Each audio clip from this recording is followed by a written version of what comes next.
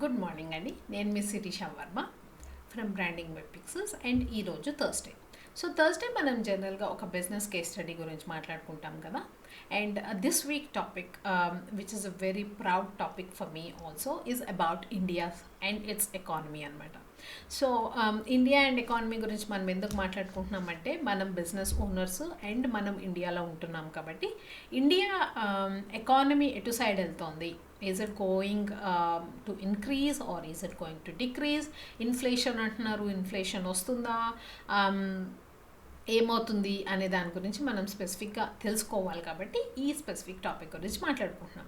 So ఈ topic name వచ్చేసి India rising 2022 and beyond. So just 2021 మనం ఏ ఇయర్లో ఉన్నామో ఆ ఇయర్ గురించే కాకుండా ఫ్యూచర్ ఇయర్స్ అంటే 2022లో ఏం జరుగుతుంది, బియాండ్ ఏం జరుగుతుంది, వరల్డ్ మన ఎలా పర్సీవ్ చేస్తుంది అనేది కూడా మనం మాట్లాడుకుంటాం ఈ టాపిక్లో. స్పెసిఫిక్గా ఎందుకు వరల్డ్ మన ఎలా పర్సీవ్ చేస్తుంది, మనకి ఎందుకు కావాలంటే ఇప్పుడు వరల్డ్ మనీ పాజిటివ్ కనుక పర్సీవ్ చేస్తే మనకి లాట్ ఆఫ్ ఇన్వెస్ట్మెంట్స్ వస్తాయి మన కంట్రీలోకి. లాట్ ఆఫ్ ఇన్వెస్ట్మెంట్స్ వస్తే మనలాంటి స్మాల్ బిజినెస్ ఓనర్స్కి లాట్ ఆఫ్ ఆపర్చునిటీస్ వస్తాయి. అంటే ఇట్ కుడ్ బి మీరు ఒక చిన్న వన్ పార్ట్ మ్యానుఫ్యాక్చరర్ అయి ఉండొచ్చు. అలాంటప్పుడు మీకు ఒకవేళ the company that takes gives you orders, ఆ కంపెనీ కనుక గ్రో అయితే మీరు ఆ కంపెనీతో పాటు గ్రో అవుతారు. అదే సర్వీసెస్ కంపెనీస్ లైక్ మైన్, అంటే నేను డిజిటల్ మార్కెటింగ్ సర్వీస్ ఆఫర్ చేస్తాను కాబట్టి నాలాంటి services companies lot of investment వస్తాయి, కొత్త కంపెనీస్ వస్తే వాళ్ళకి మార్కెటింగ్ బడ్జెట్స్ కూడా ఉంటాయి because they are getting lots of revenues. So నాలాంటి సర్వీస్ కంపెనీస్ కూడా ఇట్ విల్ బీ హెల్ప్ఫుల్ అనమాట if the economy is really good. If economy is bad అనుకోండి, people don't want to invest. వాళ్ళు ఏమనుకుంటారంటే ఇప్పుడు ఖర్చు పెట్టడం ఎందుకు, ఈ డబ్బులు మనం దాచుకుందాం అనుకుంటారు. సో అలాంటప్పుడు మీలాంటి బిజినెస్కి నాలాంటి బిజినెస్కి మనకి రెవెన్యూస్ రావు. సో అలాంటప్పుడు ఇట్ విల్ ఎఫెక్ట్ అస్. కాబట్టి we are going to talk about India today. So ఈ స్పెసిఫిక్ టాపిక్ ఈరోజు పిక్ చేసుకోవడానికి there are two specific factors or reasons, triggers అనొచ్చు మీరు. ఫస్ట్ ట్రిగర్ వచ్చేసి ఐఎంఎఫ్ ఈ వీక్, ఇంటర్నేషనల్ మానిటరీ ఫండ్ వచ్చేసి ఈ వీక్ ఏమందంటే ఇండియా ఈజ్ ఒక స్టేట్మెంట్ రిలీజ్ చేసింది. ఆ స్టేట్మెంట్లో ఏమందంటే India is expected to grow at 8.5% in 2022 and will retain fastest growing economy tag in the world అని రిలీజ్ చేసింది ఒక statement, which is a very very positive kind of signal. So ఇప్పుడు corona వల్ల 2020లో వచ్చిన కరోనా వల్ల ఏమైందంటే మనము lockdown అనేది ఇమీడియట్గా మన గవర్నమెంట్ ఎఫెక్ట్ చేసింది. సో లాక్డౌన్ ఎఫెక్ట్ చేసినప్పుడు మనం అందరము మన పనులన్నీ మానుకుని ఇంట్లో కూర్చోవాల్సి వచ్చింది. And the whole world was watching what was happening with India అనమాట. ఇదేంటి సడన్గా లాక్డౌన్ అన్నారు, వాళ్ళ ఎకానమీ ఎలా పనిచేస్తుంది అనుకున్నారు. అలాగే మన ఎకానమీ కూడా ఎఫెక్ట్ అయింది 2020 వల్ల. సో అప్పటి నుంచి వరల్డ్ కొంచెం నెగిటివ్ పర్స్పెక్టివ్ క్రియేట్ అయింది ఇండియా అంటే. Though it was a very good move. అంటే లాక్డౌన్ వేయడం వల్లే మనకి అంత స్ప్రెడ్ అవ్వలేదు corona. But though it was a very good move, it was a very unplanned move as well. రాత్రికి రాత్రి లాక్డౌన్ అని చెప్పడం వల్ల చాలా బిజినెసెస్ ఎఫెక్ట్ అయ్యాయి. సో దానివల్ల వరల్డ్లో ఒక జనరల్ నెగిటివ్ ఆస్పెక్ట్ వచ్చేసింది. ఓహో, ఇండియాలో అంత ప్లాన్డ్గా జరగదు అనమాట, సడన్గా వాళ్ళు ఇష్టం వచ్చినట్టు వాళ్ళు చేస్తారు, అంత బిజినెసెస్ గురించి వాళ్ళు ఆలోచించరు అనమాట అనే నెగిటివ్ ఆస్పెక్ట్ వచ్చింది అనమాట. సో ఇప్పుడు ఐఎంఎఫ్ రిలీజ్ చేసిన ఈ స్టేట్మెంట్ వల్ల మనకి పాజిటివ్ వైబ్స్ స్టార్ట్ అయ్యాయి. అదొకటి. సెకండ్ ఫ్యాక్టర్ ఏంటంటే నేను స్పెసిఫిక్గా ఈ టాపిక్ పిక్ చేసుకోవడానికి కారణం మన పిఎం మోడీ గారు ఈ వెడ్నెస్డే అంటే నిన్న ఒక ప్లాన్ని అన్వేల్ చేశారు. ఏంటంటే అది గతి శక్తి ప్లాన్ అని. అండ్ దానికి బడ్జెట్ వచ్చేసి 100 lakh crores అని చెప్పారు. So again the whole perspective of this గతి శక్తి ప్లాన్ ఏంటంటే different departments will work together and they will concentrate on infrastructure development అనే దాని గురించి మాట్లాడారు. సో ఇన్ఫ్రాస్ట్రక్చర్ డెవలప్మెంట్ కనుక మనకి ఒకవేళ జరిగితే ఎట్ ఎ గుడ్ పేస్ ఏమవుతుందంటే పీపుల్ ఈజీగా మూవ్ అవ్వగలుగుతారు ఒక ప్లేస్ నుంచి ఇంకో ప్లేస్కి. అంటే వర్క్ గురించి కావచ్చు, బిజినెస్ గురించి కావచ్చు, ఓవరాల్ ట్రావెల్ గురించి. Apart from that manufactured goods ఏవైతే ఉంటాయో ఆ గూడ్స్ కూడా ఈజీగా ఒక స్టేట్ నుంచి ఇంకో స్టేట్కి, లేకపోతే ఒక స్టేట్ నుంచి ఎక్స్పోర్ట్ వేరే కంట్రీకి అలా అవ్వడానికి ఈజీ అవుతుంది ఒకవేళ ఇన్ఫ్రాస్ట్రక్చర్ డెవలప్మెంట్. అంటే మన రోడ్స్ కానీ, మన రైల్వేస్ కానీ, మన ఎయిర్లైన్స్ కానీ మంచిగా డెవలప్ అవుతాయి. There is a lot of movement అయితే ఇవన్నీ కూడా డెవలప్ అవుతాయి. సో ఈ 2 ఫ్యాక్టర్స్ చూసిన తర్వాత నాకేమనిపించిందంటే డెఫినెట్గా ఒక వీడియో చేయాలి. What are the different factors because of which India is rising అంటున్నారు. Wow, that is a great positive news. But యాక్చువల్గా రైజింగ్ ఏనా లేకపోతే జస్ట్ ప్రోపగాండానా అనే దాని గురించి నేను రీసెర్చ్ చేద్దాం అనుకున్నాను. సో ఎలాగో రీసెర్చ్ చేస్తున్నాను కాబట్టి ఒక కపుల్ ఆఫ్ ఫ్యాక్టర్స్ నాకు దొరికాయి. అండ్ ఆల్సో మీకు తెలిసే ఉంటుంది నేను చాలా స్టాటిస్టికల్ పర్సన్ని. సో దాని గురించి కూడా డిఫరెంట్ స్టాటిస్టిక్స్ గ్యాదర్ చేశాను. సో దాని గురించి మాట్లాడుకుందాం ఇప్పుడు. మీరు కనుక చూస్తే 2021లో 9.5% గ్రోత్ రేట్ జరిగింది ఇండియాలో. 2021లో గ్రోత్ రేట్ జరగడానికి స్పెసిఫిక్గా రీజన్ ఏంటంటే 2020లో బికాస్ ఆఫ్ లాక్డౌన్ ఎకానమీ మొత్తం షట్ డౌన్ అయిపోయింది.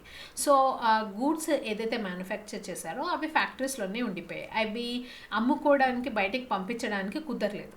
సో అది క్యాటపిల్లెట్ అయ్యి 2021లో ఆ గూడ్స్ ఇంకా కొత్త గూడ్స్ అన్నీ కలిపి ఎక్కువ అమ్ముకోవడం వల్ల మనకి గ్రోత్ పర్సంటేజ్ ఇంక్రీజ్ అయింది. అంటే 2020లో తక్కువ అయింది కాబట్టి 2021లో అఫ్కోర్స్ ఆ పాత గూడ్స్ అవి ఉంటాయి కాబట్టి ఎక్కువైంది అనమాట.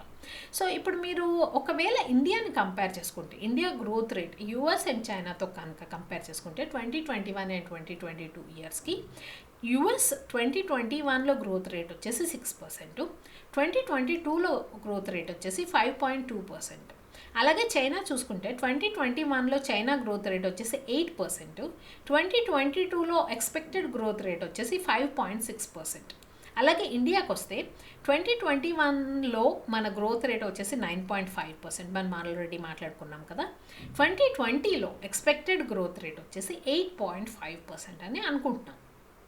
సో ఎందుకు ఈ growth rate, is there any specific reason? ఈ గ్రోత్ రేట్ బిహైండ్ ఏమైనా స్పెసిఫిక్ ఫ్యాక్టర్స్ ఉన్నాయా అనే దాని గురించి కూడా మాట్లాడుకుందాం. సో ఫస్ట్ ఫ్యాక్టర్ వచ్చేసి వ్యాక్సినేషన్స్. సో 2020లో ఏమైంది, మనం లాక్డౌన్ చేసాము, అందరం ఎవరిళ్ళలో వాళ్ళు కూర్చున్నాము, ఏం బిజినెస్ అవ్వలేదు.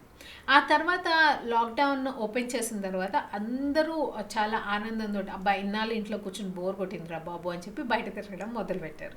బయట తిరగడం మొదలుపెట్టిన తర్వాత ఏమైంది, మళ్ళీ మన కరోనా కేసెస్ ఇంక్రీజ్ అయిపోయాయి. ఇంక్రీజ్ అయిన తర్వాత గవర్నమెంట్ కూడా యాక్టివ్గా వ్యాక్సినేషన్స్ పుష్ చేయడం మొదలుపెట్టింది. బికాస్ ఆఫ్ దాట్ కోవాక్సిన్ అనే కొత్త వ్యాక్సిన్ ఓన్లీ ఇండియన్ కంపెనీస్ కనిపెట్టాయి, దాన్ని లాంచ్ చేశాయి. సో కోవాక్సిన్, కోవిషీల్డ్, ఈ 2 వ్యాక్సినేషన్స్ గవర్నమెంట్ కూడా యాక్టివ్గా దాన్ని కొనుక్కోవడం స్టార్ట్ చేసింది, దాన్ని డిస్ట్రిబ్యూట్ చేయడం స్టార్ట్ చేసింది. సో అలాంటప్పుడు వ్యాక్సినేషన్స్ పెరగడం స్టార్ట్ అయ్యాయి.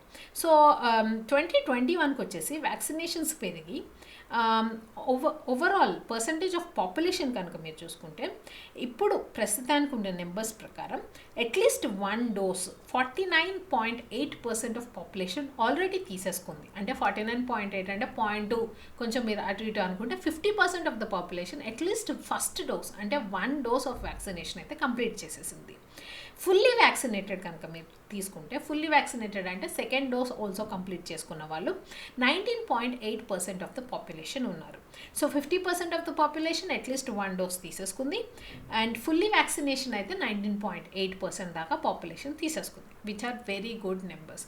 బికాజ్ మీరు చాలామంది జనరల్గా ఇండియా వ్యాక్సినేషన్ ఏముందిలే అని ఇండియాని యూఎస్ని కంపేర్ చేసుకుంటారు. యూఎస్లో చూడు ఎంత వ్యాక్సినేషన్ అయిపోయిందో, అలాగే వేరే కంట్రీస్ స్విట్జర్లాండ్, ఆస్ట్రేలియా, కెనడా ఇలాంటి కంట్రీస్తో కంపేర్ చేసుకుంటారు. కానీ ఇక్కడ చూడాల్సిన మెయిన్ ఇష్యూ ఏంటంటే India is a very big country with a lot of population, right? But మీరు అదే ఆస్ట్రేలియా కానీ కెనడా కానీ చూసుకుంటే it is a very small country. I mean country wise, size wise మీరు ఆస్ట్రేలియా చూసుకుంటే చాలా పెద్దది, బట్ పాపులేషన్ వైజ్ చూసుకుంటే the very few, I mean they are not at the scale that India is కదా. So అలాంటప్పుడు వాళ్ళందరినీ vaccination change చేసేయడం 100% vaccination is not that great. ఇండియాలో డిఫరెంట్ రూరల్ ఏరియాస్లో ఉంటారు మన వాళ్ళు, ఇంకా 70% అగ్రికల్చర్ మనం చేస్తున్నాము. ఇలాంటి ఎక్స్టెండెడ్ కంట్రీలో అండ్ మనకి చాలా సూపర్స్టిషన్స్ కూడా కదా. సో ఇలాంటి కండిషన్స్లో 50% of the population first dose వేయించగలగడం అనేది రియలీ గ్రేట్ అచీవ్మెంట్ అండి. మనం ఎలాగైనా అది ఒప్పుకోవాల్సిందే. It is a realistic factor.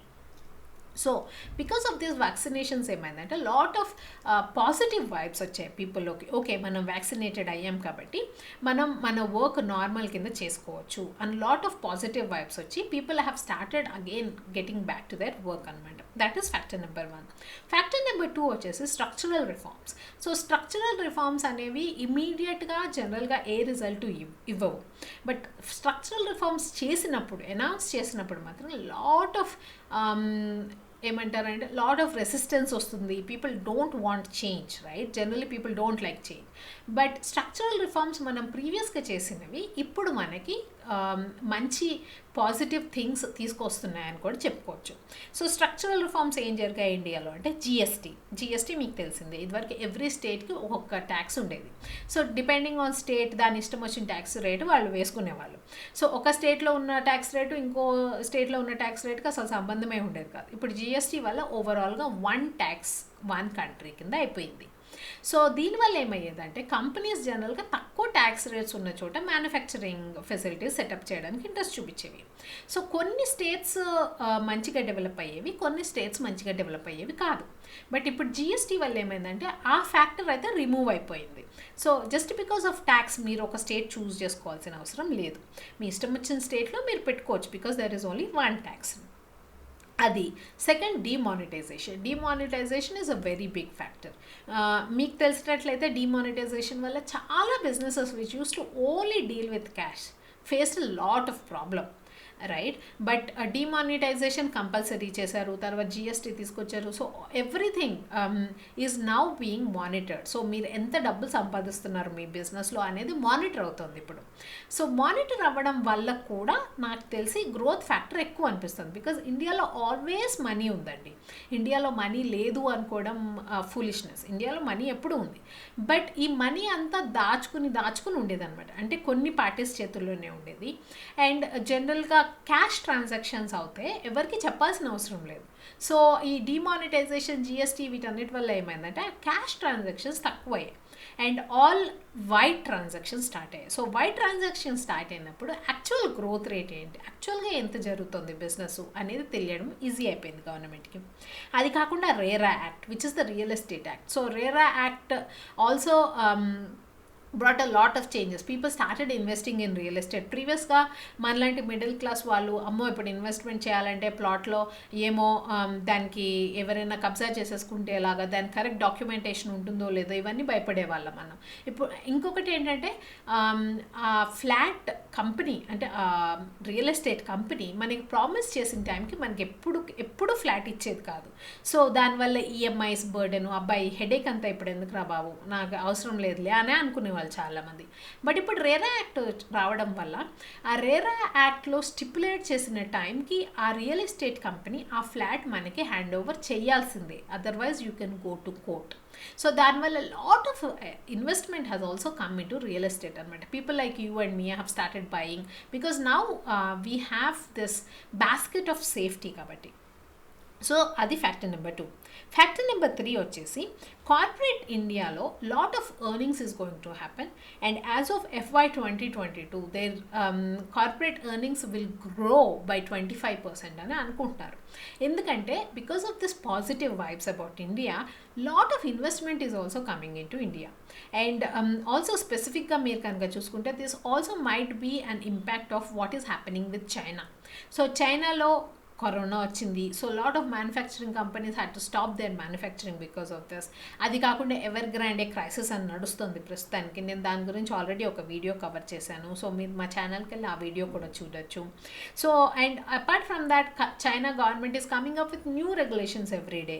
So కంపెనీస్కి అంత సేఫ్గా అనిపించట్లేదు అక్కడ ఇన్వెస్ట్ చేయాలంటే. And the next bet that they can invest in is of course India because of our infrastructure కావచ్చు, అవర్ లోకల్ టాలెంట్ కావచ్చు. So because of that what is happening is they are expecting that the corporate India earnings will grow by 25%. Fourth factor వచ్చేసి IT sector. IT sector కనుక మీరు చూసుకుంటే IT sector మన ఇండియాలో start అయింది 2000లో because of the Y2K problem, right? So 2000లో start అయిన తర్వాత మనం ఫస్ట్ లాంచ్ చేసిన సర్వీసెస్ వచ్చేసి BPO which is the business process outsourcing services. Business processing outsourcing services జనరల్గా అవన్నీ వాల్యూమ్ కైండ్ ఆఫ్ బిజినెసెస్. అంటే లాట్ ఆఫ్ వాల్యూమ్ ఉంటుంది కానీ అమౌంట్ వచ్చేసి అంత గ్రేట్గా ఉంటుంది అనమాట, బికాస్ దే ఆర్ వెరీ లో value kind of services. So ఇప్పుడు మన ఐటీ కంపెనీస్ వచ్చేసి they are moving towards much better projects or much better services that they are offering the world which is into digital transformation. So rather than just looking at BPO, they are also looking at this new projects in digital transformation which will be of higher value. So IT sector కూడా boom అవుతుంది. that is also another factor. Factor number 5 వచ్చేసి working age population versus dependent population. So working age population అంటే people like you and me who are working. Dependent population అంటే మన parents who have already retired. They are not actively contributing to the economy. They are just ఏమంటారు consumers, right? They are not earners. They may not be paying any tax also. So working age population of India వచ్చేసి is over dependent population, and it will keep growing until 2055. అంటే working age population ఎక్కువ members ఉంటారు dependent population కంటే until 2055 ఈ trend నడుస్తుంది. So ఈ trend చైనాలో కూడా అయింది. ఇదివరకు చైనాలో ఈ ట్రెండ్ అయిన తర్వాత China became the world second biggest economy అనమాట. సో ఇప్పుడు ఇండియాలో ఈ ట్రెండ్ అవుతుంది కాబట్టి we will also become of course the fastest growing economy currently, but we also have all the opportunities to become the biggest economy or the second biggest or the third biggest. We have to see. So that is factor number 5. Factor number 6, again మనం మాట్లాడుకున్నాం కదా, PM Modi garu yesterday he launched a plan which is Gati Shakti plan, and he allocated a budget of 100 lakh crores. ఈ గతి శక్తి ప్లాన్లో ఏం చేస్తున్నారంటే వాళ్ళు ఏమంటున్నారంటే మల్టీ మోడల్ కనెక్టివిటీ క్రియేట్ చేస్తాము with more than 1200 industrial clusters including 2 defence corridors across country. అంటే they want to create a plan in which everything is synchronised together. Previously ఏమయ్యేది, ఒక డిపార్ట్మెంట్ ఇంకో డిపార్ట్మెంట్తో మాట్లాడుకునేది కాదు. ఫర్ ఎగ్జాంపుల్ మీరే చూసుంటారు మీ ఇంటి ముందు ఎన్నోసార్లు కొత్తగా రోడ్ డిపార్ట్మెంట్ వాళ్ళు వచ్చి కొత్త రోడ్ వేస్తారు, తలతలా మెరుస్తూ ఉంటుంది. But with in 1 week electrical department వాళ్ళు వచ్చి ఆ రోడ్ అంతా తవ్వేస్తారు. ఎందుకంటే దాని కింద ఏదో లైన్స్ వేయాలి, మేము లైన్స్ బాగలేవు, లైన్స్ రిపేర్ చేయలేదు చెప్పి ఆ రోడ్ మంచిగా వేసిన రోడ్ అంతా తవ్వేస్తారు, మళ్ళీ రోడ్ వేయరు. మళ్ళీ రోడ్ డిపార్ట్మెంట్ వచ్చి ఆ కొత్త రోడ్ వేయడానికి ఎన్నో సంవత్సరాలు పడుతుంది. అప్పటి వరకు మనం ఆ గతుకుల రోడ్తో నడవాల్సిందే. సో ఇలా ఇదివరకు చాలా జరిగేవి బికాజ్ ఈచ్ డిపార్ట్మెంట్ దానంతటా అది పనిచేసుకునేది. They never use to talk to each other అనమాట.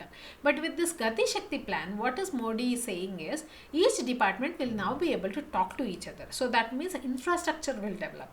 అగైన్ ఇన్ఫ్రాస్ట్రక్చర్ డెవలప్మెంట్ అయితే ఏమవుతుంది, మనలాంటి పీపుల్ ఒక సిటీ నుంచి వేరే సిటీకి ట్రావెల్ చేయొచ్చు వర్క్ గురించి, ఒక స్టేట్ నుంచి వేరే స్టేట్కి ఈజీగా ట్రావెల్ చేయొచ్చు బిజినెస్ గురించి, గూడ్స్ ఒక స్టేట్ నుంచి వేరే స్టేట్కి వెళ్ళి అమ్ముకోవచ్చు, గూడ్స్ ఒక స్టేట్ నుంచి పోర్ట్ ఉన్న స్టేట్కి వెళ్ళి అక్కడి నుంచి ఎక్స్పోర్ట్ అవ్వచ్చు. So lot of development activity will keep happening. And apart from that infrastructure develop అయ్యేటప్పుడు స్మాల్ కాంట్రాక్టర్స్కి వర్క్ ఉంటుంది, బ్రిక్ లేయర్స్కి వర్క్ ఉంటుంది, మోటార్ వర్క్ ఉంటుంది, సిమెంట్ వర్క్ ఉంటుంది, స్టీల్ వర్క్ ఉంటుంది. సో ఇవన్నీ కూడా కన్జ్యూమ్ అవుతాయి. సో ఇది ఈరోజు మన topic. So again just to recap 6 factors అండి. 6 ఫ్యాక్టర్స్లో ఫస్ట్ ఫ్యాక్టర్ వచ్చేసి వ్యాక్సినేషన్స్ ఆల్రెడీ చాలా పెరుగున్నాయి కాబట్టి that is giving positive vibes to everybody. Second factor వచ్చేసి structural reforms, GST, demonetization, RERA act, bankruptcy act, వీటన్నిటి వల్ల ఒక స్ట్రక్చర్ వచ్చింది. ఓకే, దీనికి స్కోప్ ఇది అని people are feeling safe to invest in those kind of activities. Point number 3 or factor number 3 వచ్చేసి corporate India is growing around 25%. Factor number 4 వచ్చేసి IT companies are now getting involved in bigger ticket size projects or more complex projects like digital transformation. Factor number 5 వచ్చేసి working population is outnumbering the dependent population and this trend will happen until 2055. 6th factor వచ్చేసి మన PM Modi గారి గతి శక్తి plan. దీని budget వచ్చేసి 100 lakh crore and with this all the different departments will now work together to better the infrastructure అనమాట. So this is Shirisha Varma. మీకు కనుక నా వీడియో నచ్చినట్లయితే కంపల్సరీ నా ఛానల్కి సబ్స్క్రైబ్ చేసుకోండి, ఈ వీడియోకి ఒక థమ్స్అప్ ఇవ్వండి. అండ్ నేను 3 టైమ్స్ వీడియోస్ రికార్డ్ చేస్తాను every week. Tuesday, Thursday and Saturday. Tuesday వచ్చేసి digital marketing or marketing topic పైన మాట్లాడతాను. థర్స్డే వచ్చేసి బిజినెస్ కేస్ స్టడీ గురించి మాట్లాడతాను. Last time FB outage, Facebook outage and Evergrande గురించి మాట్లాడాను. మీరు ఆ వీడియోస్ చెక్అవుట్ చేయొచ్చు. ఈ వీక్ వచ్చేసి ఇండియా రైజింగ్ 2022 అండ్ బియాండ్ గురించి మాట్లాడుకుంటున్నాం.